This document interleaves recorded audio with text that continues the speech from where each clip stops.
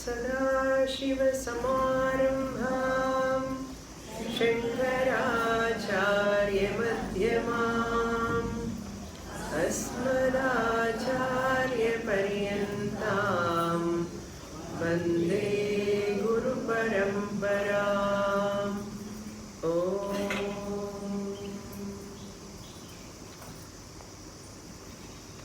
పంచదశి మూడవ అధ్యాయం పంచకోశ వివేక ప్రకరణం 13వ శ్లోకం.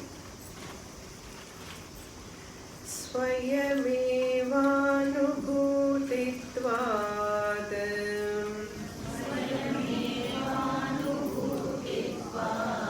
విద్యతే నానుభావ్యత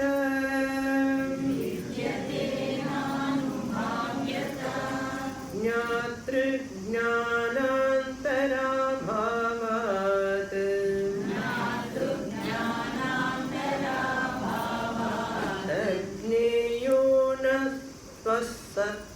అజ్ఞేయో నత్వసత్తయా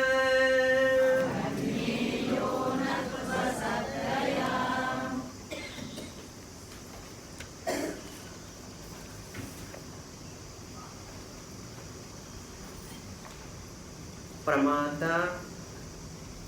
ప్రమాణం, ప్రమేయం. తెలుసుకునేవాడు, తెలుసుకునబడేది ప్రమేయం. జ్ఞానం అంటే తెలుసుకోవడం, ప్రమాణం ద్వారా తెలుసుకుంటాం. దీన్ని త్రిపుటి అంటారు. ఈ త్రిపుటి అనేటువంటిది ఇంద్రియాల ద్వారా ప్రమేయ విషయానికి సంబంధించి ప్రమాత యొక్క సంబంధంతో జరుగుతుంది. సబ్జెక్ట్, ఆబ్జెక్ట్, ఇన్స్ట్రుమెంట్ అంటారు ఇంగ్లీష్లో. ప్రమాతనైన నేను లేక జ్ఞాత అనొచ్చు. నేనే జ్ఞాతను, జ్ఞేయాన్ని తెలుసుకుంటున్నాను. ఎదురుగా ఉన్న వస్తువులు ఏవైనా సరే అవి జ్ఞేయం అంటాం.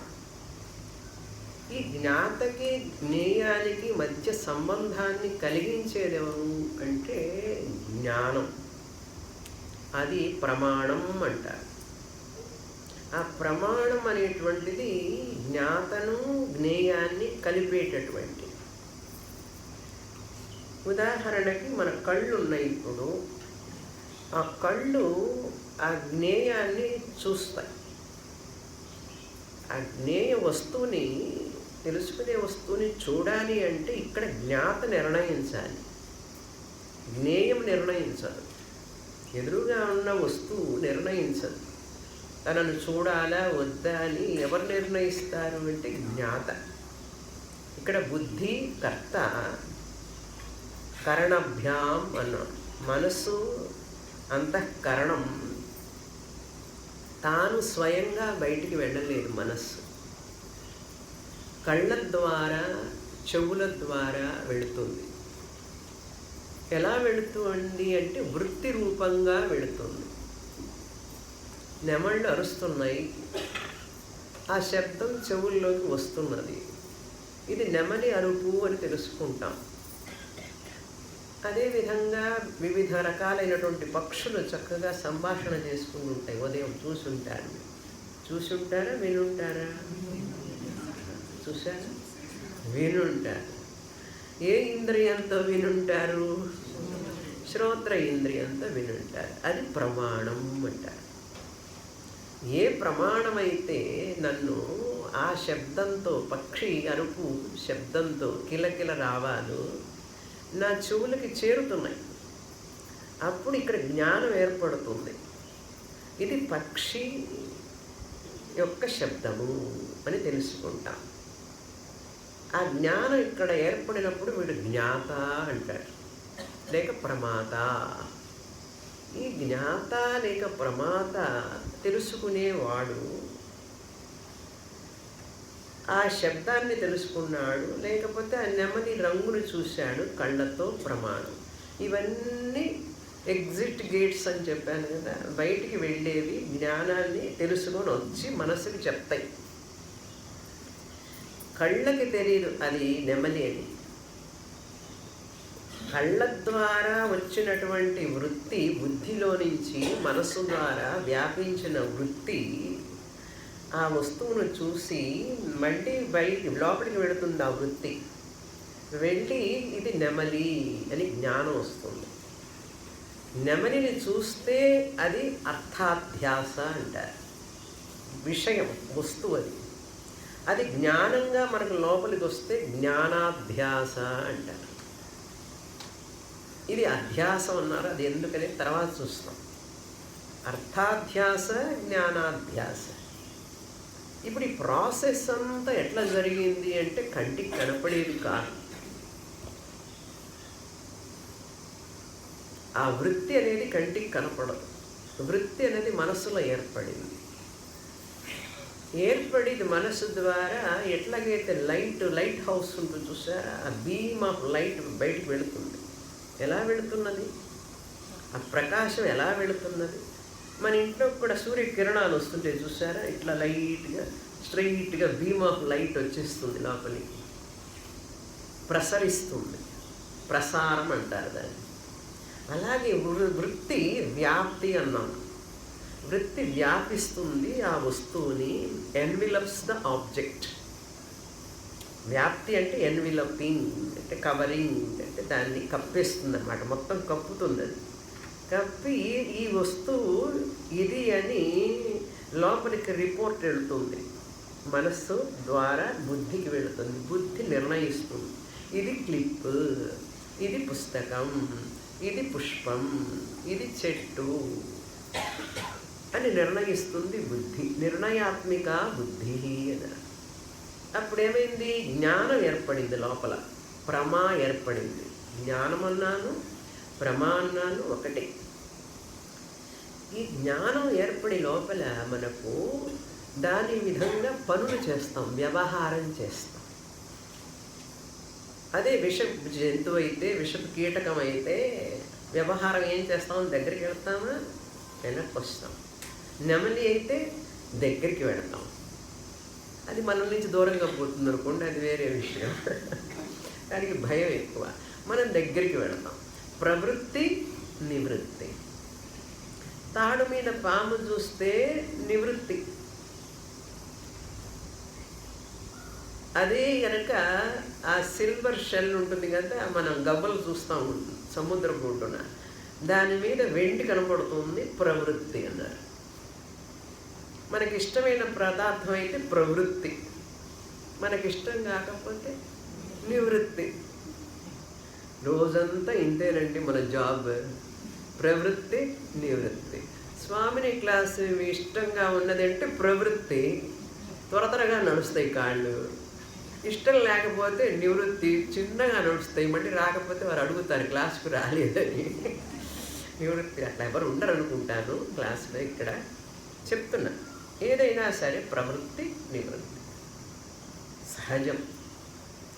నాకు అనుకూలమైనది నా శరీరానికి, నా మనస్సుకి బుద్ధికి అన్నిటికీ కూడా ఇష్టమైనటువంటిది, చాలా ప్రీతికరమైనటువంటి దాని మీద ప్రవృత్తి. వచ్చారు, అటెండెన్స్ చేసుకుంటుంది రోజు వచ్చి. అది ప్రవృత్తి, నివృత్తి. ఇదండి జీవితం అంతా కూడా. ఈ ప్రమాత అనేవాడు, ఈ జ్ఞాత ప్రమాత, బయట ఉన్నది జ్ఞేయం ప్రమేయం, రెండు పేర్లు. ప్రమాకి ఏదైతే విషయంగా ఉన్నదో, జ్ఞానానికి ఏదైతే విషయంగా ఉన్నదో దాన్ని ప్రమేయం అంటారు. జ్ఞానానికి ఏది విషయంగా ఉన్నదో అది జ్ఞేయం అంటారు. అంతే. జ్ఞానానికి విషయంగా ఉన్నదేమిటి? అక్కడ నెమలి, అది జ్ఞేయం అవుతుంది. ఇవన్నీ టెక్నికల్ టర్మ్స్ అంతే. జ్ఞాత, జ్ఞానం, జ్ఞేయం, ప్రమాత, ప్రమాణం, ప్రమేయం. బాగున్నాయండి పేర్లు, వినడానికి బాగున్నాయి. ఇప్పుడు ఆ ప్రమాత ఎవరు? నేనే. ఇప్పుడు ఉన్నది ఒక్కటే ఆత్మ. మీరు ఇదంతా మిథ్యా భ్రాంతి అని చెప్పారు విద్యారణ్యుల వారు. ఏమంటే మేమంతా భ్రాంతిలో ఉన్నామా ఏమిటి అన్నారు. ఆ భ్రాంతే అంటుంది శాస్త్రం. ఎందుకంటే ఇప్పుడు వృత్తి వ్యాప్తి ఫల వ్యాప్తి అర్థమైంది కదా. ఆ జ్ఞానం కనుక వస్తే మనకు ఫల వ్యాప్తి. ఇది నెమలి శబ్దం, ఫల వ్యాప్తి.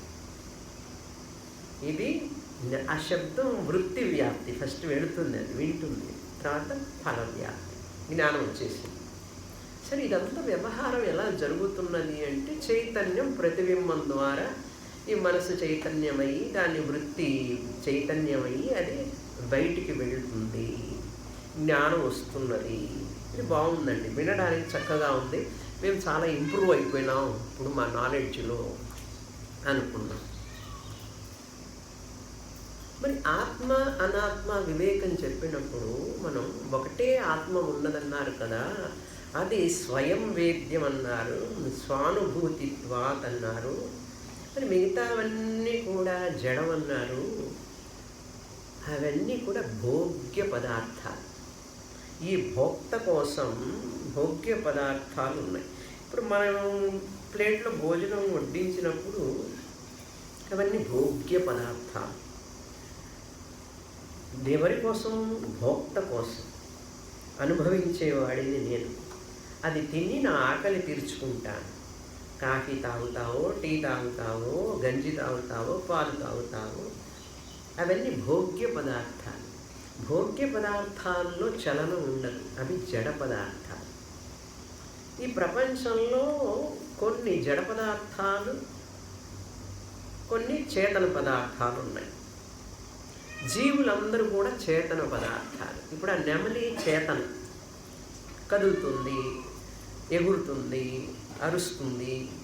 మనం కూడా కదులుతున్నాం, మాట్లాడుతున్నాం. ఇప్పుడు మనందరం కూడా చేతనం అన్నాం. అది భోక్త, నేను భోక్తని. కనుక భోగ్య భోక్త అనేటటువంటి ఒక రిలేషన్ ఉంది ప్రపంచంలో. భోక్తృ అన్నారు, కర్తృ భోక్తృ అని చెప్పి అన్నారు. చేసేటప్పుడు నేను కర్తనవుతాను, అనుభవించేటప్పుడు భోక్తనవుతాను. వ్రాసేటప్పుడు నేను కర్తని, లేఖకుడి, లేఖ రాస్తున్నాను, పదాలు రాస్తున్నా అంటే అది కర్మ ఇంద్రియం ద్వారా చేస్తున్నాను. అది తెలుసుకునేటప్పుడు నేను ఇది బాగుంది, చక్కగా ఉంది అనేటప్పుడు భోక్తని, ఆనందాన్ని అనుభవిస్తున్నాను. ఈ వాక్యాలు బాగున్నాయండి, మాకు చాలా ఆనందంగా ఉంది అన్నప్పుడు ఎవరు? భోక్త అంటారు. సో కర్మ ఇంద్రియాలు ఉపయోగించేటప్పుడు నేను కర్తని, ఆ యొక్క కర్మ ఇంద్రియాల ద్వారా వచ్చేటటువంటి ఏదైతే సుఖ అనుభవం ఉందో అనుభవించినప్పుడు నేను భోక్తని. చేతన పదార్థాలు మాత్రమే కర్త భోక్త కాగలవు. అచేతన పదార్థాలన్నీ భోగ్యం మాత్రమే, భోక్త కొరకు. భోగ్యం అంతా సృష్టించాడు భగవంతుడు. అవి ఎవరి కొరకు అంటే ఈ భోక్త కోసం. ఆహారమే కావచ్చు, వస్త్రమే కావచ్చు, మరి అనేక రకాలైనటువంటి పండ్లు, పూలు, అన్ని రకాలు కూడా ఈ భోక్త కోసమే. నిన్న ఒక ప్రశ్న వేశారు, మరి చిత్ అంతటా ఉంది కదండి, ఒకే చోట ఎందుకంటే ఈ భోక్త కొరకు. చిత్ ఇక్కడ చిత్ ప్రతిబింబం ఏర్పడి భోక్తగా అయిపోతాడు. ఈ యొక్క జడ శరీరం భోక్త అయిపోతుంది. మిగతా అవన్నీ కూడా భోగ్య పదార్థాలు ఈ భోక్త కొరకు. అందుకని అక్కడ చిత్ ప్రతిబింబం ఏర్పడదు. అక్కడ కూడా ఏర్పడింది అంటే మనం తినే ఇడ్లీలో కూడా చిత్ ప్రతిబింబం ఏర్పడితే ఇడ్లీ నడిచిపోతుంది. వీళ్ళు నన్ను తినేస్తారు అని చెప్పి నేను నడిచిపోతానంట. మీరు అక్కడ చెప్పులు విప్పి వెళ్ళారు కదా, వచ్చారు లోపలికి. చెప్పుల్లో కూడా, చెప్పులు అంతటా ఉన్నప్పుడు ఆత్మ చిత్తు సత్తు చెప్పుల్లో కూడా ఉంటుంది కదండి. నా చెప్పులు కదండి. అక్కడ చిత్ ప్రతిబింబం ఉందనుకోండి, అది కూడా చలనం అయిందనుకోండి, నేను కాసేపు వాకింగ్కి వెళ్ళొస్తాను అని చెప్పి ఆశ్రమం మొత్తం తిరిగి వస్తాయి చెప్పులు కూడా. సమయానికి రాకపోతే నీకు కష్టం. కారైనా సరే, వస్తువులైనా సరే, ఏదైనా సరే. అందుకని దీన్ని ఇంటెలిజెంట్ క్రియేషన్ అంటారు. పూజ్య స్వామి దయానంద సరస్వతి వారు ఏమంటారంటే ఇంటెలిజెంట్లీ పుట్ టుగెదర్ అంటారు. భగవంతుడు ఎంత తెలివిగా పెట్టాడంటే పుట్టింగ్ టుగెదర్ ఇంటెలిజెంట్లీ అన్నారు. చూసారా? భోక్త భోగ్య ప్రపంచ అన్నారు. ముక్కు ఎందుకు ఇక్కడే ఉండాలంటే జలుబు చేసినప్పుడు మరీ కోపం వస్తుంది. ముక్కు ఎందుకు ఇక్కడే ఉండాలి, ఇక్కడ పెట్టచ్చు కదా. స్వామీజీ జోకులు చెప్పడంలో మహాఘనుడు. ఇక్కడ పెట్టచ్చు కదా ముక్కని. అరే ఇక్కడ పెడితే కాఫీ బాగుందా లేదా ముక్కు దగ్గర చూసుకుంటా, ఇక్కడ పెడితే కాఫీ ఎందుకు తల మీద పడుతుందిరా, ముక్కు ఇక్కడే ఉండాలి అని స్వామీజీ జోక్ చెప్తుంటారు. ఇంక మాకు పొట్ట చెక్కలేనట్టు నవ్వుతాం మేము క్లాసులో. అట్లా ముక్కు ఇక్కడే ఉండాలి. ఎందుకంటే లోపలికి వెళ్ళే పదార్థాలని ఇది టెస్ట్ చేస్తుంది ఫస్ట్. ఇది చెడిపోకుండా ఉన్నదా లేదా ఈ పదార్థం, ఇది తినవచ్చా లేదా ఈ పదార్థం అని చెప్పి ఇక్కడ చెక్ చేసి మెటల్ డిటెక్టర్ లాగా అక్కడ ఉంటారు కదా ఎయిర్పోర్ట్లో స్టేషన్లో, మనం ముందే దాంట్లో గుండా వెళ్ళాలి. అట్లాగే ఇక్కడ 2 పుటాలు పెట్టారు. అశ్విని దేవతలు కూర్చున్నారు ఇక్కడ ఇందులో. వాళ్ళు మానిటర్ చేస్తుంటారు. మరి తినవాకురా, ఇది చెడిపోయింది, ఇది బాగుంది, ఇది వేడిగా ఉంది, ఇది చల్లగా ఉంది అని చెప్పి ఒక స్పర్శ తెలుస్తుంది. అందుకని కరెక్ట్గా పెట్టాడని ముక్కు. అది ఇంటెలిజెంట్లీ పుట్ టుగెదర్ అంటాడు. అందుకని ఆయన సర్వజ్ఞుడు, ఆమ్నిషియంట్, ఆమ్నిపోటెంట్ అంటారు. ఒక్క పిల్లవాడిని కానీ వాడిని పెంచడమే చేత కావడం లేదు మనుషులకి. ఈ సృష్టి అంతా చేసి ఆయన నడిపిస్తున్నాడు ఈ నాటక రంగాన్ని మొత్తాన్ని. నెక్స్ట్ మూమెంట్ ఏం జరుగుతుందో నీకు తెలియదు. That it self is proof for your helplessness. Next తర్వాత క్షణంలో ఏం జరుగుతుందో మనకు తెలియదు కనుక ఇదంతా ఈశ్వర సృష్టి. ఈశ్వర సృష్టిలో ఈ శరీరం ఒక సృష్టి. దీంట్లోనే కర్త భోక్త. ఇంతవరకు బాగుందండి, ఈ డిస్క్రిప్షన్ అంతా బాగుంది. ఇంకా ముందుకు వెళ్ళాలి. తర్వాత మెట్టి ఉన్న ఆత్మ ఒక్కటే పరమాత్మ. ఆ పరమాత్మే ఈ యొక్క శరీరము మనస్సుతో సంబంధం ఏర్పడినప్పుడు జీవాత్మ అని పేరు. పరమాత్మ చాలామంది లేరండి, జీవాత్మలు కూడా చాలామంది లేరు. అనేక మంది జీవాత్మలు అంటాడు. సాంఖ్య ఫిలాసఫర్ ఏమంటాడంటే ఒక్కొక్కడికి ఒక్కొక్క ఆత్మ అండి. ఎందుకంటే అందరికి కలిపి ఒకే ఆత్మ. అందరికి కలిపి ఒకే ఆత్మ ఎందుకు, ఒక్కొక్కడికి ఒక్కొక్క ఆత్మ ఉంటే సరిపోతుంది కదా అన్నాడు. ఫుట్బాల్, త్రోబాల్ ఏదో ఆడేటప్పుడు ఒక బాల్తో అందరూ వాడు నెట్టుకొని వీడు నెట్టుకొని వాడి వీడికి వీడేండు వీడు పట్టుకుంటాడు వీడికి వేస్తుంటాడు. ఒక ఆవిడ చూసి ఎందుకండి వీళ్ళందరూ ఒక బాల్ కోసం కొట్లాడుకుంటున్నారు, అందరికి తలా ఒక బాల్ ఇవ్వచ్చు కదా. ఇది పరమార్థానంద స్వామి గారి ఉదాహరణ. అందరికి తలా ఒక బాల్ ఇవ్వచ్చు కదా, ఎందుకు కొట్లాడుకుంటున్నారు వాళ్ళు. ఆ బాల్ ఒక బాల్తోనే ఆడాలి. అట్లాగే కొంతమంది ఫిలాసఫర్లు ఎందుకురా ఒకే ఆత్మ ఒకే ఆత్మ అని అంటారు, అందరికీ ఒక ఆత్మ ఇచ్చుకోండి, జీవాత్మలు అనేకం అన్నాడు. మన అద్వైత సిద్ధాంతంలో ఏం చెప్తామంటే అనేక ఆత్మలు లేవు, ఒక ఆత్మే అన్ని శరీరాలలో జీవాత్మగా కనపడుతోంది. ఇప్పుడు ఎవరు కూర్చున్నారు క్లాసులో? పరమాత్మే కూర్చున్నాడు. పరమాత్మనని మర్చిపోయినాడు. పరమాత్మే కూర్చొని పరమాత్మనని మర్చిపోయినాడు. మర్చిపోయి జీవాత్మగా స్థూల శరీరాభిమాని ప్రథమ పాద, సూక్ష్మ శరీరాభిమాని ద్వితీయ ప్రాద తైజస, కారణ శరీరాభిమాని అభిమానం వచ్చేసింది. పాపం పరమాత్మకి ఎంత ప్రాబ్లమో చూడండి. గురువు కూర్చొని నువ్వు జీవాత్మని కాదు పరమాత్మ అని గుర్తు చేస్తారు, అంతే, ఇంకేం లేదు. ఇక్కడ కూర్చున్న శిష్యుడు ఈ శరీర సంబంధం ఏర్పడినప్పుడు ఆ శరీర తాదాత్మ్యం కలిగింది అంటే ఆ పరమాత్మ జీవాత్మ అయిపోతాడు. అప్పుడు శాస్త్రం అంటుంది ఆ జీవాత్మ వచ్చినప్పుడు మళ్ళీ సంసారి అవుతాడు. దిగులు, చింత, మరణం, భయం, వ్యాధి వీటన్నిటితో ఆవరణ శక్తి పవర్ఫుల్గా పనిచేస్తుంది. శాస్త్రం అంటుంది ఆవరణ శక్తి ఉంటే నీకు సుఖం ఉండదు, దుఃఖం ఉంటుంది, కనుక నువ్వు నా మాట విను, శాస్త్రాన్ని విను, నువ్వు జీవాత్మ కాదని తెలుసుకో అన్నారు. పరమాత్మనని గ్రహించు.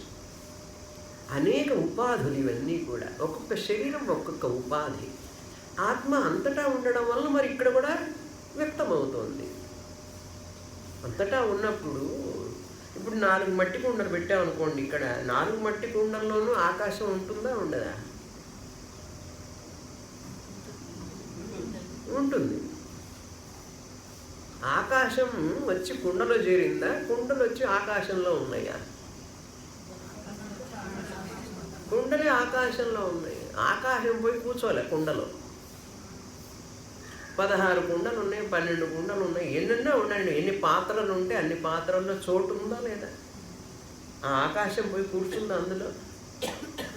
ఎప్పుడైతే ఆ పాట్ మేకర్ కుండలు చేసేవాడు కులాలహ కుండ చెయ్యంగానే ఉన్న ఆకాశం అక్కడ ఉపలబ్ధి. ఈ కుండ అనేది ఉపలబ్ధి స్థానం, ఉపాధి. అది ఘట అవచ్ఛిన్న ఆకాశ అంటారు. ఘటావచ్ఛిన్న ఆకాశం అంటే ఆ ఘటంలో లభించే ఆకాశము. కుండలు చేసేవాడు కాస్త ఆకాశం తీసుకొచ్చి ఇందులో పెట్టాడు చోటు. ప్రతి కుండలు కాస్త ఆకాశం తీసుకొచ్చి పెట్టాడు. అంతెందుకు, ఇప్పుడు ఈ హాలే ఉందనుకోండి, గోడలు కట్టారు. గోడలు కట్టిన తర్వాత చోటు వచ్చిందా? చోటు ఉన్న చోట్ల గోడలు కట్టారా? సగం గోడలు సగం అద్దాలు అనుకోండి, ఉన్న చోట్ల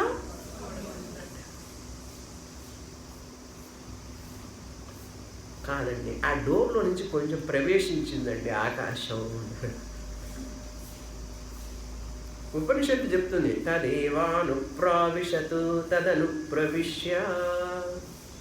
మనల్ని మోసం చేస్తుంది ఒక్కొక్కసారి ఉపనిషత్తు. చేసి మాయ చేసి మనల్ని మాయ చేయడం అంటే మనకు బుద్ధికి అర్థమయ్యేటట్టుగా చెప్తుంది. ఆత్మ అందులో ప్రవేశించాడు అంటుంది.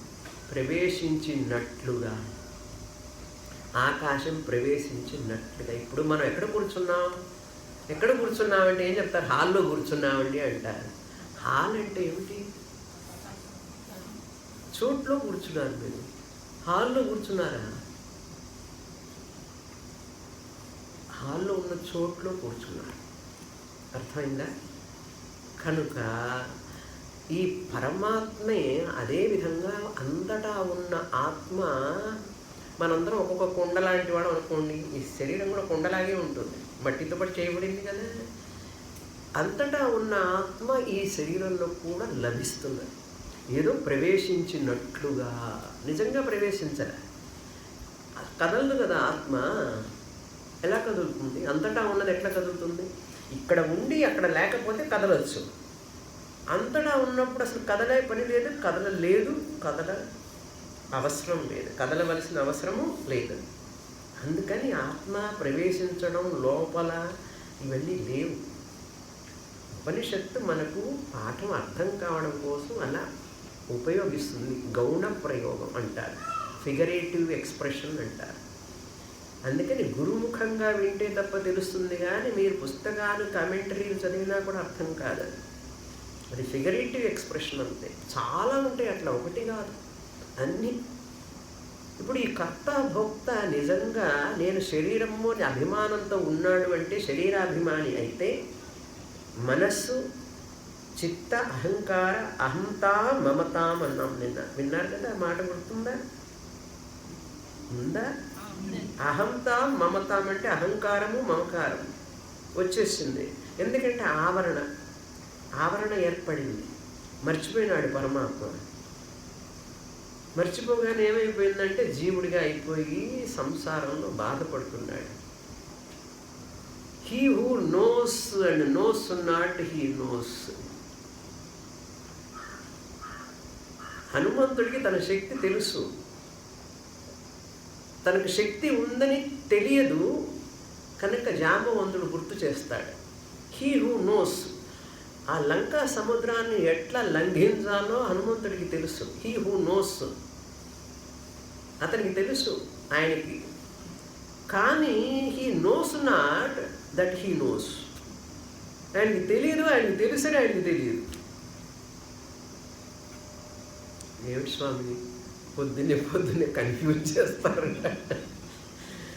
అప్పుడు జాంబవంతుడు వచ్చి, హనుమ నీ సంగతి నీకు తెలియదు, నువ్వేమిటి తలుచుకుంటే ఇట్లా అలా వెళ్ళిపోగలవు లంకకి అంటాడు. అప్పుడు విశ్వరూపం చూపిస్తాడు హనుమంతుడు వారు. చూపించి అప్పుడు ఆయన శక్తి అంతా గుర్తుకొస్తుంది. అట్లాగే అర్జునుడు అన్నాడు, శిష్యస్తేహం షాధి మాం త్వాం ప్రపన్నం అన్నాడు. He who knows not and knows he knows not, అది వేరే కదా. హనుమంతుడికి తెలుసు, కానీ ఆయనకి తెలుసని ఆయన శక్తి ఆయనకి తెలియదు, గుర్తు చేయాలి అట్లాంటి వాళ్ళకి.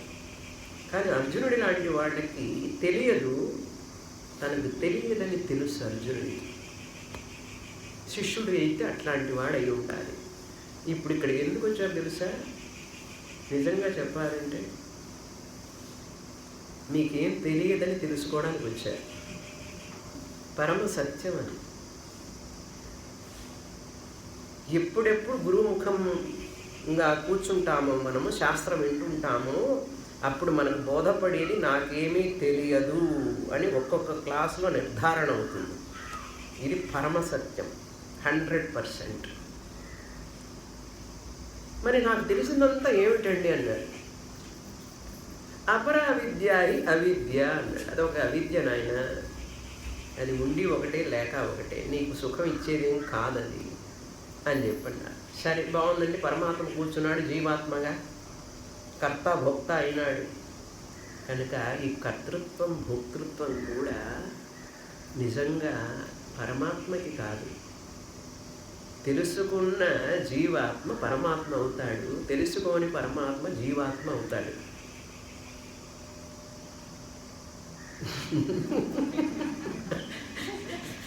నోన్ జీవాత్మ ఈజ్ పరమాత్మ, అన్నోన్ పరమాత్మ ఈజ్ జీవాత్మ. ఒక్కొక్కసారి చాలా సింపుల్గా చెప్పేస్తాను, చాలా డెప్త్కి వెళ్తాను. ఏమిటంటే ముంచడం తీయటం, పైకి ముంచడం తీయటం. సబ్జెక్టులో కూడా అంతే, మునగటం పైకి రావటం. అంటే మరీ ఎక్కువగా డెప్త్గా చెప్తే కష్టంగా ఉంటుంది, అందుకని అప్పుడప్పుడు లైట్గా చెప్పాలి అట్లా. ఇప్పుడు ఏమిటండి, ఆత్మ అనేటువంటిది ఈ శరీరమునందు లభిస్తున్నది.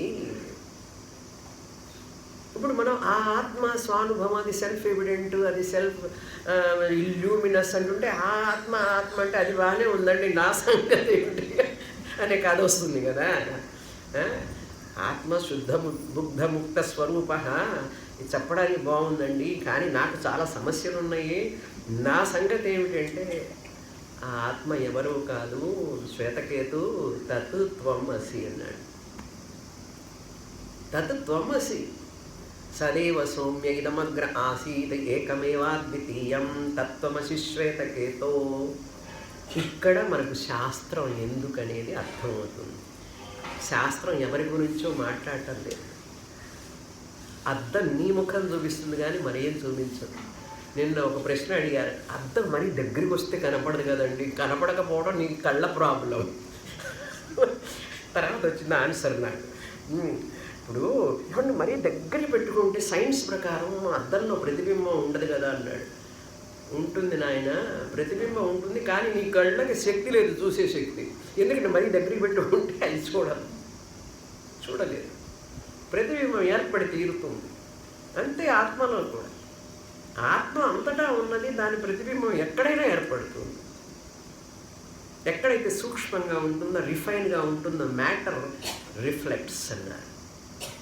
ఇక్కడ రిఫ్లెక్ట్ అవుతుంది. రిఫ్లెక్ట్ అయింది సత్యమా, దేనివల్ల రిఫ్లెక్ట్ అవుతుందో అది సత్యమా అని తెలుసుకోవడం మనిషి బుద్ధిని ఉపయోగించాలి. బింబ చైతన్యం ఆత్మ స్వయం జ్యోతి అన్నారు, సెల్ఫ్ ఎవిడెంట్ అన్నారు. ఇప్పుడు ఆ సెల్ఫ్ ఎవిడెంట్ అంటే ఏం చెప్పారు నిన్న? ఓహో, ఇట్లా చూస్తాడు బయటికి. ఆత్మ ఈటి కార్నర్, ఆత్మ పైకి చూస్తుంటాడు, బయటకు చూస్తుంటాడు. ఇప్పుడేం చెప్పాను ఈ క్షణంలో? తత్తు త్వమసి అన్నాను, నువ్వే అన్నాను. నువ్వంటే ఎవరు? పంచకోశ విలక్షణ ఆత్మ. పంచకోశాలు పూర్తి చేశాం. దేహ విలక్షణ, ప్రాణ విలక్షణ, మన విలక్షణ, బుద్ధి విలక్షణ, విజ్ఞానమయ కోశ విలక్షణ, ఆనందమయ కోశ విలక్షణ, ఆనంద ఆత్మ, సత్యం జ్ఞానం అనంతం బ్రహ్మ. అనంతం అంటే ఏ గుణములు లేనటువంటిది అని అర్థం. ఏ గుణములు లేనటువంటిది అని అర్థం అనంతం అంటే. ఆ ఆత్మ స్వయం జ్యోతి అంటే మనం ఇక్కడ అహం అహంకార చెప్పాను కూడా. అహము అహంకార. ఈ అహంకారం అనేది ప్రతిబింబము, మిథ్యా, ఆభాస. ఇది దీని ద్వారా వ్యవహారం జరుగుతోంది 3 శరీరాలతో. ఈ ఆత్మ తానుగా వ్యక్తం కాలేదు స్వయంగా. దీని యొక్క సహాయం కావాలి, ఈ శరీరాల సహాయం కావాలి. కనుక ఆత్మనైన నేను ఇప్పుడు ఇలా మార్చుకోవాలి ప్లేట్. నా లోపల ఆత్మ ఉందండి అనుకోవడం. నేనున్నాను, నా లోపల ఆత్మ ఉందండి అంటారు చాలామంది. శాస్త్రం ఏమంటుంది అంటే, నేను ఆత్మని, ఈ శరీరం అనేది తాత్కాలికంగా ఏర్పడుతుంది, పోతుంది. నేను ఆత్మని, నేను ఇందులో ఉపలబ్ధిని లభిస్తూ ఉంటాను. సనిత్యోపలబ్ధి స్వరూపోహమాత్మ. నిత్య ఉపలబ్ధి స్థానం ఇది. జాగ్రత్త, స్వప్న, సుషుప్తిషు ఉపలబ్ధి. అందుకే స్వయం జ్యోతి అన్నారు. అని భవతి ఏషః. ఓకే, ఈ శ్లోకం చెప్తున్నాను 13 కదా. స్వయమేవ అనుభూతిత్వాత్ విద్యతే నా అనుభావ్యత. అనుభావ్యత అంటే దాన్ని అనుభవించడం కోసం మరొకటి ఏమీ అవసరం లేదు. అనుభావ్యత అంటే దాన్ని అనుభవించడం కోసం అవసరం లేదు. ఇది మనకి ఎంత చెప్పినా అర్థం కాదు. దానికి నేనేం చెప్పాను నిన్న? ఆత్మ నేనే అయి ఉన్నాను. అహం నేను. నేను అహంకారాన్ని కాదు, శరీరాలను కాదు. నేను ఉన్నాను అని నాకు సందేహం ఉంటుందా? ఉంటుందా? ఉండదు. ఏమే నేనున్నానా లేదా చెప్పు కాస్తా. ఇదంటే బాగా గుర్తుకొస్తుంది మనకి పాఠం. ఏమైందండి మీకు ఈవేళ అంటుంది ఆవిడ. ఇదేమి ప్రశ్న ఇట్లా అడుగుతారు? ఎవరు అడగరు అట్లా. తాను ఉన్నానా లేనా అని దాన్ని సందేహించాడు. అది స్వయం జ్యోతి అంటే. You are self evident to yourself. నీకు నువ్వు సాక్షివి, నీకు నువ్వు స్వానుభవంతోనే ఉన్నావు అన్నారు. అది స్వానుభూతిత్వాత్ నా అనుభావ్యత. నేను వేరే దాని వల్ల అనుభవించవలసిన పని అంటే నేను ప్రమేయాన్ని కాదు, అప్రమేయ స్వప్రకాశ అన్నారు. అక్కడ లలితా సహస్రనామం చదివితే ఒక రోజుకి ఇక్కడికి పంపిస్తుంది అమ్మవారిని. నిడుతుంది. ఎక్కడికి? క్లాస్కి. దేనికి? అక్కడ చెప్తారు పో స్వామిని గారు అప్రమేయ స్వప్రకాశం అని చెప్పి ఎంత కాలం చిలక పలుకు బతుకుతావు వెళ్ళు ఉంటుంది. ఏదంటే మీరు బాగా చదివి ఉంటే మనస్ఫూర్తిగా, లేకపోతే అక్కడే కూర్చోబెడుతుంది ఆవిడ. మీరు శుద్ధిగా చేసి ఉంటే అమ్మవారి జపం, ధ్యానం, భక్తితో నిర్మలంగా ఆవిడ మిమ్మల్ని చేయి పట్టుకొని తీసుకొస్తుంది. దేని కొరకు? అప్రమేయ స్వప్రకాశ. ఆ స్వప్రకాశమే ఇక్కడ నేను చెప్తున్నాను. అదంత తేలిక అర్థం కాదు. అమ్మవారి ఉపాసన కరుణ లేకుండా రాదు. ఆ భగవంతుడి దయ లేకపోతే రాదు. అందుకే ముందు అక్కడికి వెళ్ళాలి, కాళ్ళు కడుక్కొని ఆ భగవంతుడిని ప్రార్థించి ఇక్కడికి రావాలి. నేరుగా ఇక్కడికి వస్తారు కొంతమంది. మాకు అవన్నీ నమ్మకం లేదండి. ఐ యామ్ ఫిలాసఫర్ అంటాడు, కాలర్ ఎగరేస్తాడు. నేను స్వయం గురువుని నాకు I'm not religious person, I'm spiritual person అంటాడు. నమస్కారం అండి అని చెప్పి మనం అట్లా వెళ్ళిపోవాలి అంతే. There is no religiosity without, there is no spirituality without religiosity. అర్థమైందా? ఇప్పుడు వచ్చే రకరకాల స్పిరిచువల్ పీపుల్ అందరూ కూడా రిలీజియన్ అంటే వాళ్ళకి ఏదో లెక్కలేదు. ఇదంతా ఓపియం అండి. రిలీజియస్ అంతా ఓపియం లాంటిది వాళ్ళకి. మతం, దేవుడు, పూజలు, కొత్త కొత్త మెడిటేషన్లు వచ్చినాయి ఇప్పుడు. మెడిటేషన్ చేయవాకు, ఆ దేవుడి మీద రూపం పూజించవాకు, ఆత్మని పూజించు, లోపల ఉన్నాడు ఆత్మ, లైట్, ప్రకాశం, ఇవన్నీ చెప్పి దే ఆర్ కన్ఫ్యూజ్డ్. అది అజ్ఞాన్ అన్నాడు. వాళ్ళు కన్ఫ్యూజ్ చేస్తుంటారు అవతల వాళ్ళని. అట్లాంటి వాళ్ళ దగ్గరికి ఎక్కువ మంది పోతారు. ఎందుకు పోతారు ఎక్కువ అంటే బుద్ధూస్. ఎక్కువగా బుద్ధూసే ఉంటారు. బుద్ధిమంతులు ఉండేవాడు తక్కువ అండి. క్లాసులో ఫస్ట్ మార్క్ ఎంతమందికి వస్తుందండి? మహా వస్తే 40 మందిని ఒక 5గురికి వస్తుందేమో. మిగతా 35 మంది బుద్ధూస్. మరి ఏం చేస్తాం? కానీ వాళ్ళకి కొంతకాలం పడుతుందట అనమాట. సరే, స్వానుభూతిత్వాత్ అనుభావ్యత జ్ఞాతృజ్ఞాన అంతరాభావాత్. అంటే జ్ఞాతృజ్ఞానం అనేటువంటి ఇందులో ఏర్పడవు. త్రిపుటి ఆత్మనందు నిజంగా జ్ఞాత, జ్ఞానం, జ్ఞేయం అనేవి ఆత్మయందు ఏర్పడవు. అది శరీర సంబంధం ఉన్నప్పుడు ఈ శరీరంలో ఈ జ్ఞాత, జ్ఞానం, జ్ఞేయం అని ఏర్పడతాయి. కానీ ఆత్మని కాసేపు జ్ఞాత అని పిలువబడుతుంది, ప్రమాద అని పిలువబడుతుంది ఎప్పుడైతే శరీరంతో సంబంధం ఉంటుందో. ఆత్మ నిజంగా జ్ఞాత కాదు, నిజంగా ప్రమాద కాదు. నిజంగా కాదంటే ప్రమాతలాగా, జ్ఞాతలాగా, యాజ్ దో.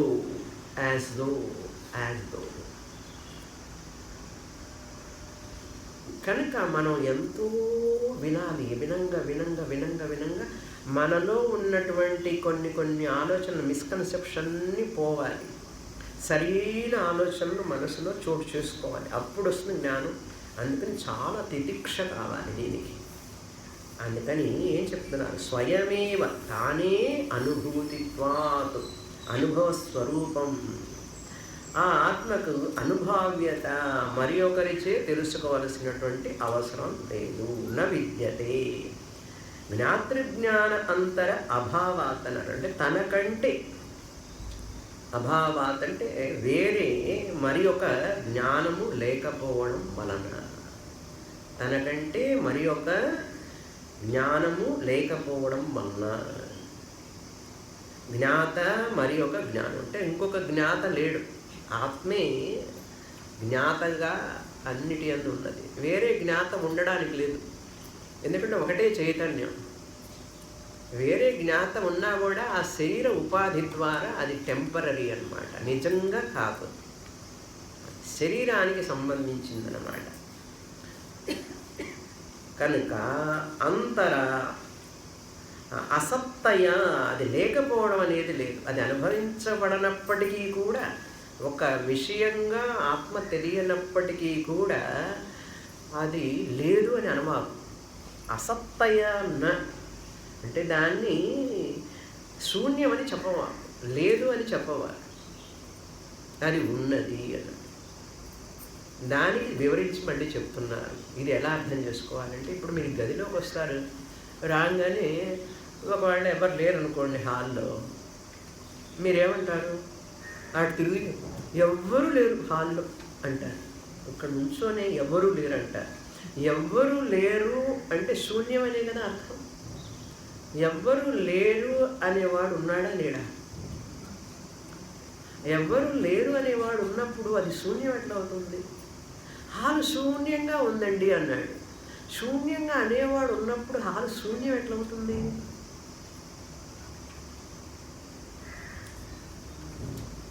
ఏమిటి శూన్యమైందా? ఇక్కడ అవ్వలేదు కదా.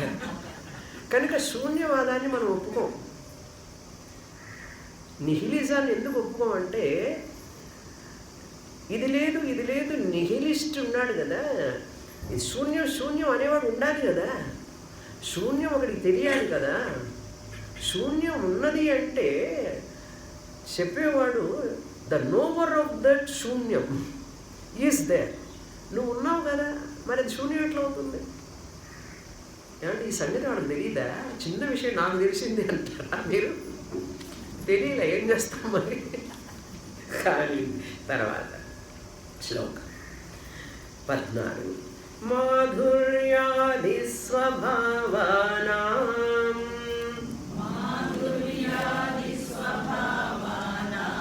అన్యత్ర స్వగుణార్పిణాం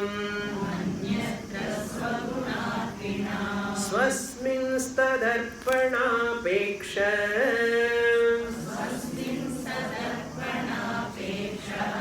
నూనచాస్త్యన్యదర్పకం.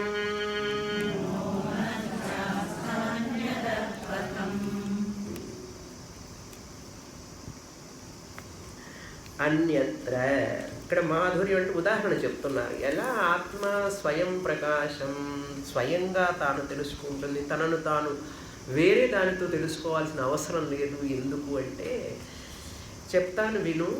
చక్కెర ఉంది కదా, కల్కండ. చక్కెర పాలల్లో కలిపినప్పుడు పాల యొక్క సంబంధం వలన, ఆ చక్కెర సంబంధం వలన పాలు మధురంగా మారినాయి, తీయగా ఉన్నాయి పాలు.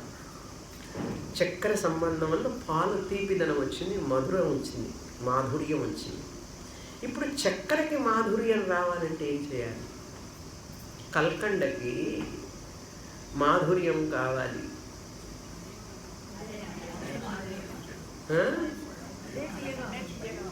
అదే తీయగా ఉంది, దానికి చక్కెర చేర్చాలా?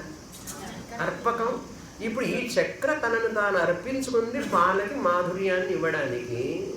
చక్కెరకు మాధుర్యాన్ని ఇవ్వడానికి వేరే చక్కెర కావాలా? అవసరం లేదు కదా. ఇంత చిన్నటి ఉదాహరణ చూడండి, ఇంత పెద్ద మహానుభావులు విద్యారణ్యుల వారు మన కోసం ఈ చిన్న ఉదాహరణ చెప్తున్నారు. ఎందుకంటే చక్కెర అందరం వాడతాం కదా. మాధుర్యం అంటే కల్కండ, దానికి వేరే మాధుర్యాన్ని ఇవ్వవలసిన వాళ్ళు ఇంకో చక్కెర నెంబర్ 1కి చక్కెర నెంబర్ 2కి వచ్చి మాధుర్యాన్ని ఇస్తుందండి అన్నాడే అనుకోండి. ఈ చక్కెర నెంబర్ 2కి ఎవరు మాధుర్యాన్ని ఇవ్వాలి? అప్పుడు చక్కెర నెంబర్ 3 అన్నాడు. ఒరే నువ్వు చక్కెరలో పడిపోతావు. చక్కెర అన్నమాట.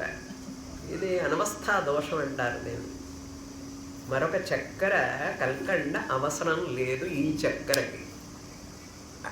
చక్కెర లాంటిది ఆత్మ. చక్కెరకి ఎట్లాగైతే చీమలు వస్తాయో చుట్టూ చేరుతాయి.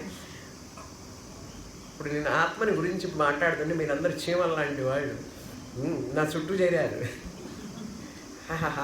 స్వీట్ స్వీట్ స్వీట్ ఆత్మ గురించి చెప్తున్నాడు. ఒకటే ఆనందం. ముఖాలు చూడండి ఎంత బ్రైట్గా ఉన్నాయో. ఎందుకంటే ఎవరి గురించో చెప్పడంలే, నా గురించి చెప్తున్నాడు. My beauty, my wonderful glory గురించి మాట్లాడుతున్నది శాస్త్రం. అర్థం ఎవరిని చూపిస్తుంది? నిన్నే కదా చూపిస్తుంది. శాస్త్ర దర్పణం నిన్ను చూపిస్తుంది, నిన్ను నీకు చూపిస్తుంది. కనుక మీ అందరికీ ఇష్టం. చూడండి శ్లోకం. మాధుర్యాది స్వభావానాం. ఆ మాధుర్యత అనేటువంటిది దాని స్వభావం. అది అన్యత్ర స్వగుణార్పిణం. తన యొక్క మధుర గుణాన్ని అన్యత్ర అంటే కాఫీలోను, టీలోను, పాలల్లోను, పాయసంలోను. నిన్న తిన్నారా స్వీటు? తన స్వీట్ని ఇచ్చింది అందులో కల్కండ. రోజు భోజనశాలవి వస్తూనే ఉంటాయి ఏదో ఒకటి ఉదాహరణ. అవి చెప్తే గుర్తొస్తాయి మీకని చెప్తా. తన యొక్క మాధుర్యాన్ని దానికి అర్పిస్తుంది అది. ఇప్పుడు మాధుర్యానికి మాధుర్యం ఎవరు వచ్చి అర్పించాలి? అర్పించక్కర్లేదు కదా అంటున్నారు. అంతే, సింపుల్ అండి, ఏం లేదు. స్వస్మిన్ తదర్పణాపేక్ష దాని యందు తనను తాను అర్పించుకోవాల్సిన పని లేదు, వేరేది ఒకటి అర్పించవలసిన పని లేదు. మాధుర్యాన్ని తనను తాను స్వీట్ చేసుకోవాల్సిన పని లేదు, వేరే స్వీట్ వచ్చి తనను స్వీట్ చేయక్కర్లేదు, తనకు తానే స్వీట్. చో స్వీట్ అంటారు, అదేంటి చో స్వీటా ఏదో అంటారట, నాకు తెలియదు, విన్నా నేను. అబ్బాయి బేబీ బాగుంటే స్వీట్ అంటాం. ఎక్కడుంది స్వీట్? వాడి బుగ్గకి గిల్లి పాపం వాడి ఏడుస్తాడు. అది ఎలాగో మాధుర్యం తను స్వయంగా మధురంగా ఉంటుంది. ఆత్మ కూడా స్వయంగానే తనకు తానే తనకు తెలుసు. అది అర్థం అంట. దాన్ని తెలుసుకోవాల్సింది ఎవరు అక్కర్లేదు. ఇప్పుడు మీకు అర్థం కావడానికి నేనేం చెప్పాను? I know that I exist that I know అన్నారు. ఇప్పుడు మీరందరూ చైతన్య స్వరూపులని ఇక్కడ తెలుసుకోవాలి క్లాస్లోని. ఏమని? నేను చైతన్య ఆత్మ ఎట్లా తెలుసుకుంటారు? చేతనం అంటే ఏం తెలుసా? ఎరుక అని చెప్పాను. మీరు కుర్చీలో కూర్చున్నారని మీకు ఎరుకుందా లేదా? ఎరుక అంటే కాన్షియస్నెస్ అండి. ఎరుక అంటే చేతనం, చైతన్యం, చిత్, కాన్షియస్నెస్. ఇప్పుడు మీరు కుర్చీలో కూర్చున్నారని మీకు ఎరుక ఉన్నదా లేదా? చెయ్యొద్దండి ఎరుక ఉన్న వాళ్ళందరూ. ఏమండి మీరు ఎత్తలేదు? You cannot lift. ఏమండి మీరు ఎత్తలేదు చెయ్య. ఏమిటి రండి పెరిగింది.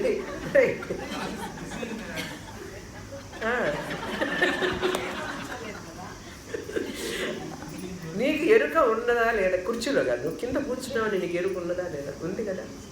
మీరు ఎత్తలేదు చెయ్యి. ఏమిటి స్వామి ఇంతమందిని ఎట్లా గమనిస్తున్నారు మీరంటే, నాకు 1000 కళ్ళు. రెండే కళ్ళు కదండి అన్నారు. నా 2 కళ్ళకి అంత శక్తి ఉంటుంది. ఓకే, మీరందరూ చెయ్యెత్తాలి. ఎందుకు ఎత్తాలండి? ఓకే, కాన్షియస్ కాకపోతే, ఎరుక లేకపోతే ఎత్తకండి. లేదండి మాకు ఎరుక ఉన్నదండి. ఆ ఎరుక అనేదే కాన్షియస్నెస్, అవేర్నెస్. కాన్షియస్నెస్ అంటే ఇప్పుడు మీరందరూ చైతన్య స్వరూపమా కాదా? ఇప్పుడు అవునా? అంటే కాన్షియస్నెస్, ఎరుక ఉంది. ఎరుక ఉన్నది మీరే కాన్షియస్నెస్. ఆ కాన్షియస్నెస్ ఇంగ్లీష్ ట్రాన్స్లేషన్ ఆఫ్ చైతన్యం.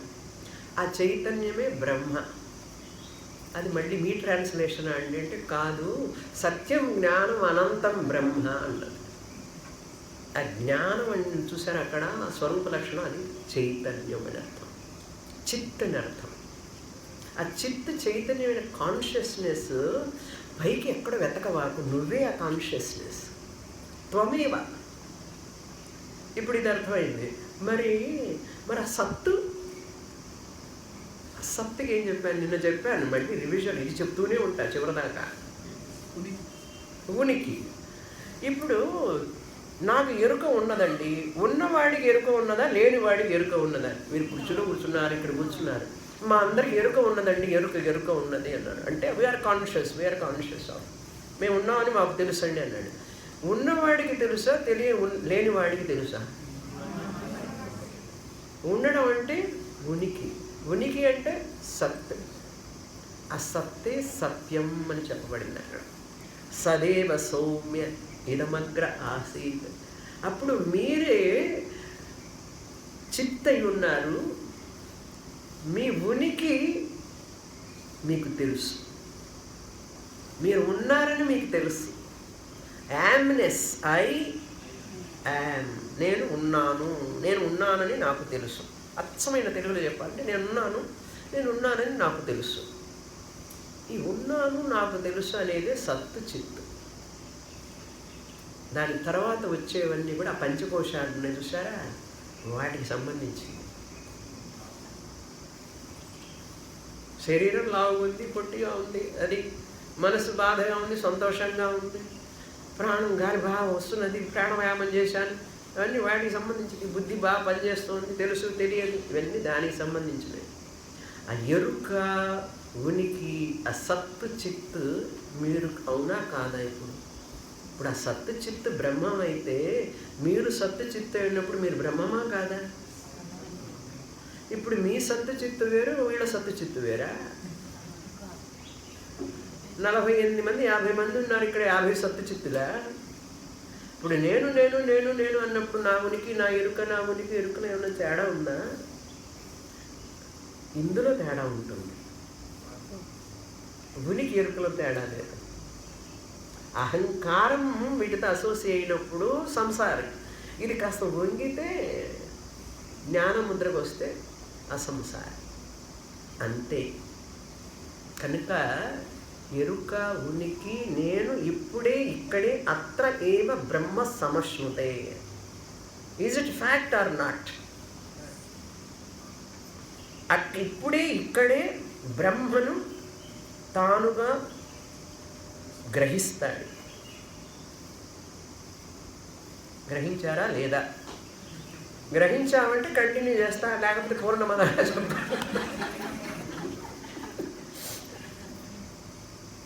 గ్రహించి తీరాలి, తప్పదు. ఇంకా ఇప్పుడు ఉనికి నేను ఉన్నానని నాకు తెలుసండి, నాకు తెలుసు అన్నారా? తెలియడమే చైతన్యం అన్నాము. ఏమండి, చేతన దానికి తెలుస్తుందా, అచేతనానికి తెలుస్తుందా? చేతనంగా ఉన్నవాడికి తెలుస్తుంది. ఇప్పుడు దీనికి ఏమైనా తెలుసా? డెస్క్ నేను స్వామిని ముందు కూర్చున్నాను 3 రోజులు, కానీ దానికి ఏమైనా తెలుసా? మీకు తెలుసు. అంటే you are conscious of that you are sitting in front of స్వామిని, but desk doesn't know. That's why your consciousness. ఉన్నవాళ్ళ లేనివాళ్ళ అంటే లేనివాడికి ఏం తెలుస్తుందండి? ఉన్నవాడికి కదా తెలుస్తుంది. ఇక్కడే ఉన్నాం మేము అంటే. మీరు సత్తు కూడా సదేవ చిత్తు చిదేవ సత్తు అన్నారు. ఎక్కడ మళ్ళీ చూడకు. మరి చూస్తున్నాము అంటే అది శరీరం అవుతుంది, ఆలోచిస్తున్నానండి అది మనస్సు అవుతుంది.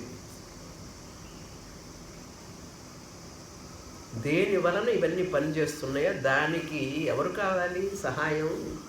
అన్నీ ఉండడానికి ఇది సహాయం చేస్తున్నది ఆత్మ అని చెప్తున్నాను. చూడండి, మాధుర్యాది స్వభావానాం అన్యత్ర స్వగుణార్పిణాం స్వస్మిన్ తదర్పణ అపేక్ష న చ అస్తి అన్యదర్పకం.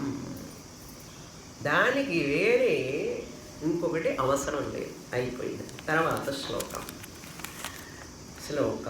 15.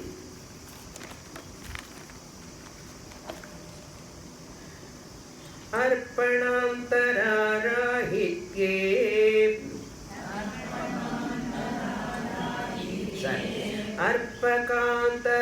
అర్పకాంతరరాహిత్యేపి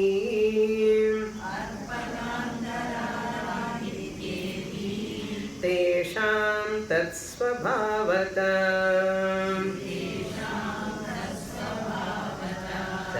అస్యేషాం తత్స్వభావతా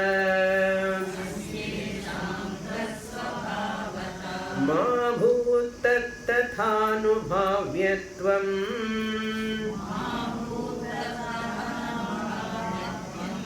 బోధాత్మా తు నహీయతే.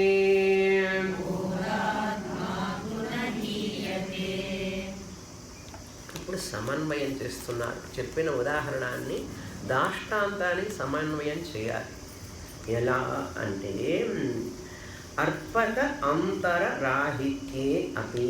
ఎలాగైతే చక్కెరకు కల్కండకు మాధుర్యం కల్పించే పదార్థం మరొకటి అవసరం లేదు, అది లేకున్నప్పటికీ కూడా దాని మాధుర్యం అలాగే ఉంటుంది, వేరే మాధుర్యం చేర్చనక్కర్లేదు. ఏషాం ఈ వస్తువులు ఇదే విధంగా స్వభావత అన్నారు. ఆ మాధుర్యం అనేది దాని స్వభావము. తత్స్వభావత, ఆ స్వభావము అస్తి. అస్తి ఏషాం స్వభావత, దాని స్వభావం దానికి ఉన్నది అంతే. నీళ్ళు ఎందుకు క్రిందికి ప్రవహిస్తాయి? దాని స్వభావం అదంతే. అగ్ని ఎందుకు వేడిగా ఉంటుంది? దాని స్వభావం అదంతే. చక్కెర ఎందుకు తీపిగా ఉంటుంది? దాని స్వభావం. ఆత్మ కూడా స్వయం జ్యోతి, స్వప్రకాశం, దాని స్వభావం అంతే.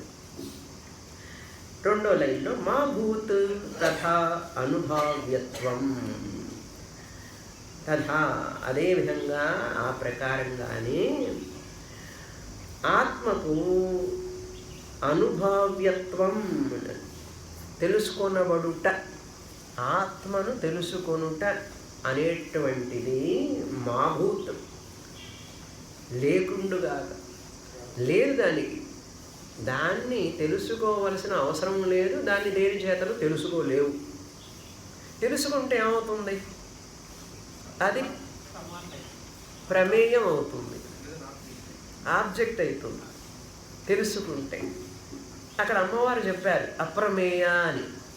ఇప్పుడు తెలుసుకున్నావు అంటే నీకు తెలియలేదు అని అర్థం. అప్పుడు తెలియకపోతే ఆత్మ లేదా అన్నాడు. అది తెలిసేది కాదు, తెలియనిది కాదు.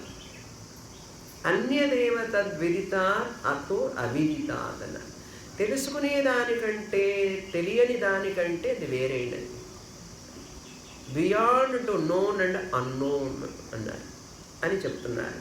జ్ఞానస్వరూపం అది. మాభూత్ బోధాత్మాతు, ఈ బోధ అంటే జ్ఞానస్వరూపమైన ఆత్మ ఇదైతే స్వరూపమాత్రం, దీన్ని నహీయతే, దానికి లోపం లేదు. నీకు కనపడకపోయినంత మాత్రాన, కంటికి కనపడలేదు, చెవులతో వెళ్ళలేవు, ఎత్తదద్రేషం అగ్రాహ్యం అగోత్రం అవర్ణం అచక్షు శ్రోత్రం పోండి, అట్లాంటి ఆత్మ మేము ఎక్కడ నమ్ముతాం అన్నాడు. నువ్వు నమ్మకపోతే నువ్వు పో, నేను నమ్ముతా. పోతే పోనివ్వండి, నమ్మని వాడని మనకేంటి. శాస్త్రం అంటుంది దాన్ని తెలుసుకోవాల్సిన పని లేదు. వేరే ఆబ్జెక్ట్గా తెలుసుకున్నావు అంటే నీకు తెలియదని అర్థం. తెలుసుకునేవాడేది కాదది, దేని చేత నువ్వు తెలుసుకోలేవు. అది ప్రమేయం కాదు కనుక పంచ ఇంద్రియాలు ఏది తెలుసుకోవాలన్నా కళ్ళు, చెవులు, ముక్కు, ఇవి ద్వారా నువ్వు తెలుసుకోవాల్సింది. శబ్దస్పర్శ రూప రసగంధ. అది దానికి శబ్ద ప్రవృత్తి నిమిత్తాలు లేవు ఆత్మకి. అది శబ్దానికి అందేది కాదు, దానికి శబ్దం లేదు కనుక నిర్గుణం కనుక. దానికి రూపం లేదు కనుక కంటికి అందేది కాదు. దానికి వాసన లేదు కనుక నీ ముక్కుకు అందేది కాదు. దానికి రూపం లేదు కనుక స్పర్శకు అందేది కాదు, దాన్ని తాకి చూడక. ఇప్పుడు అట్లాంటి లేని దాన్ని నువ్వు ఎలా తెలుసుకుంటావు? కనుక అది సాధ్యం కాదు. మరి ఏం చేయమంటారు? దాన్ని తెలుసుకోవాలి. నేను అది తెలుసుకోవాలని కోరుకుంటున్నాడు ఎవడో ఉన్నాడు కదా, seeker. The seeker is the seer. ఆ తెలుసుకోవాలనుకునేవాడే ఆత్మ అని తెలుసుకో. అది తెలుసుకోవాలని ఎవరు అనుకుంటున్నాడు లోపల? ఆ జిజ్ఞాస ఎవరికి ఉన్నది? నాకేనండి, నేనే తెలుసుకోవాలనుకుంటున్నాను. ఆ నేనెవరో తెలుసా నీకు? ఆ నేనే ఉనికి ఎరుకనైన ఆత్మస్వరూపాన్ని. బ్రహ్మ విద్య ఇంత తేలిక అండి అన్నారు. తేలికే, కానీ నువ్వు కష్టంగా చేసుకుంటున్నావు చేతులారా.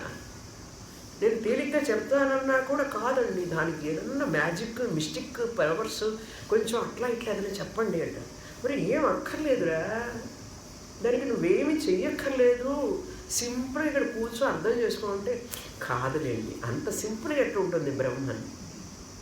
ఏం చెప్తావు వాడికి కొంచెం మిస్టిక్ ఎక్స్పీరియన్సెస్ కావాలి. కొంచెం light, some sound, light and sound ఉంటాయి చూసారా, అట్లాంటిది పెడితే బాగుందండి. ఇవాళ ఆత్మ ఖచ్చితంగా నాకు దర్శనం ఇస్తుందంటాడు. చప్పున ఉంటుంది ఈ ఆత్మ. దీనికి రంగు, రుచి, వాసన లేని వాటి కెమిస్ట్రీలో ఒక చెప్తుంటారు కదా, టేస్ట్లెస్, ఓడర్లెస్. అట్లా ఈ ఆత్మ కూడా అనను, హ్రస్వం, అదీర్ఘం, అలోహితం, అచ్ఛాయం, ఇట్లా ఏమీ లేని ఆత్మని మరీ ఇట్లా చెప్పకండి, కొంచెం దానికి అలంకారం చేయండి. అట్లా ఉంటుంది జనానికి. ఏం చేస్తాం? అందుకని వేదాంతం క్లాస్కి ఎక్కువ మంది రారు. మరి ఇక్కడ వచ్చారు కదండి వాళ్ళు. ఇక్కడికి వచ్చారంటే ఈ క్లైమేట్ కోసం వచ్చారు. స్వామి గారి ఆశ్రమం అని చెప్పి చూద్దామని వచ్చారు. ఒక్క ట్రిప్పే, మళ్ళీ రెండోసారి చెప్పే ఇంత దూరం మేము నడ. నిజంగా మనకి వేదాంతం మీద ఉన్నది అంటే వస్తాం, లేదంటే బాగానే ఉందండి, ఓకే. స్వామి గారికి నమస్కారం పెట్టి సల్యూట్. అట్లా ఉంటుంది. సరే నా హీయత్, అది లేకుండా పోవడం అనేది ఉండలేదు నాన్న, నువ్వు కనపడకపోయినా సరే వినపడకపోయినా సరే అన్నారు. సరే ఇంకొకటి ఇంట్రడ్యూస్ చేస్తా. 16వ శ్లోకం. స్వయం జ్యోతిర్భవత్యేషః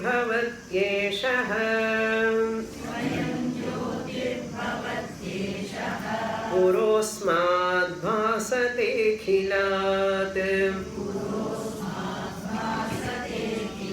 తమేవ భాంతమన్వేతి తద్భాసా భాస్యతే జగత్.